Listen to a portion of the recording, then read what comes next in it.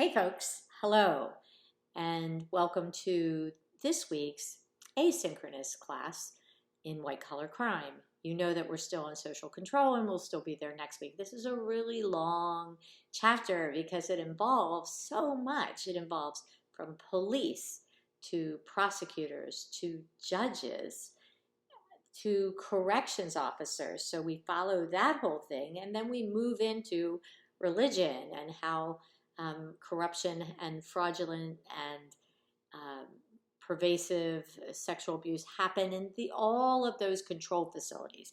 They're called, you know, institutions of social control because they control a lot of people's lives. And I was looking for some new things in there, but I do want to talk to you about a few. And I wanted to talk to you about the Prison Rape Elimination Act, which is a big deal in corrections. And since I know that in our other parts of our asynchronous class, we have a PowerPoint that concentrates a lot on the military as well. And we have some assignment for the preachers and prosecutors. But what we didn't have yet was the corrections. And I like to talk about, frankly, the horrendous one that came up in Baltimore about 7 years ago or so. But I'm thinking that's getting a little old. But I did want to still talk about the Prison Rape Elimination Act. And that's PREA, PREA, because everything's an acronym nowadays. And that was passed unanimously by both parties in Congress in 2003. The purpose of this act is to provide for the analysis of the incidents and the effects of prison rape in federal, state, and local institutions, and to provide information, resources, and recommendations and funding to protect individuals from prison rape. Wow, that's a big thing to do, right? But the whole idea was to bring to light those things that were happening inside the jails and prisons of the United States, and keeping in mind that these people are in typically vulnerable populations.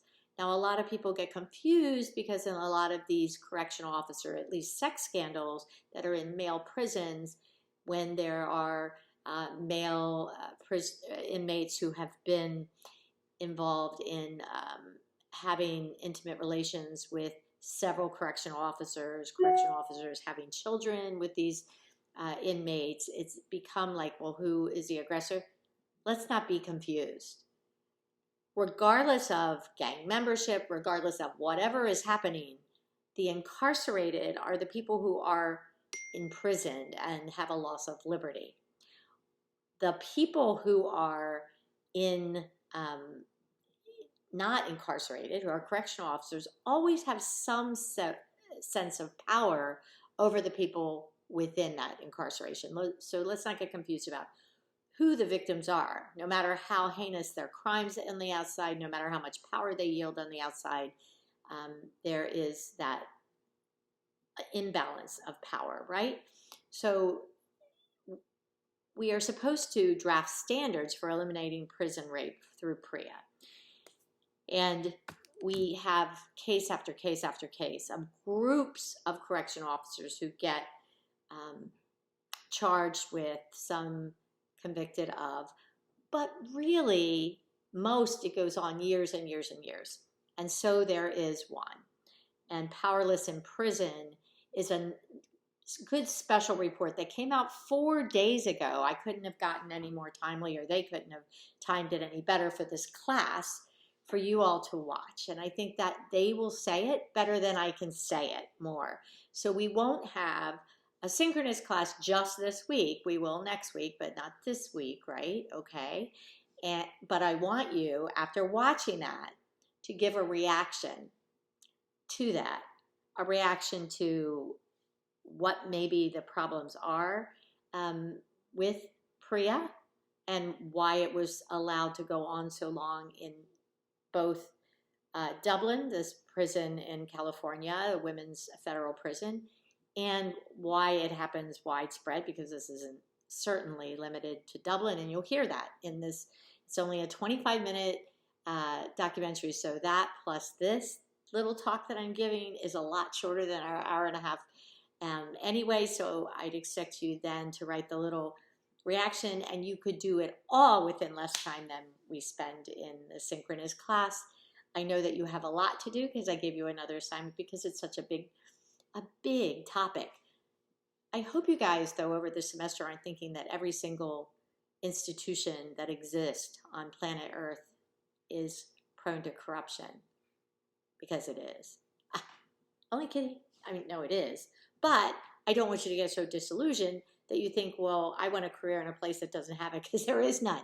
So we want you to be informed people out there and be able to hold that line or push that line back or do what you need to do to make this a better working system, right? That's why we're here. And you all have a good week.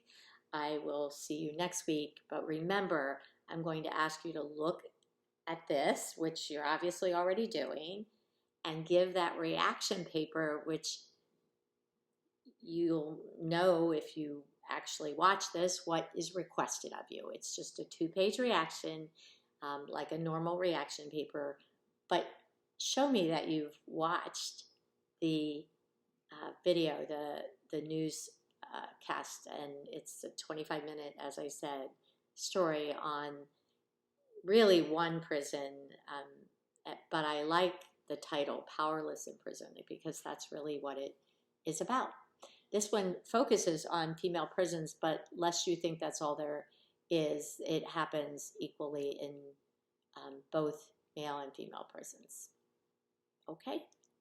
Y'all have a good week, and travel about the country safely, stay well, and I'll see you next week. But you have to turn in your reaction paper by Friday at noon, or that's your presence. That's going to be your attendance and your participation in the class for this week.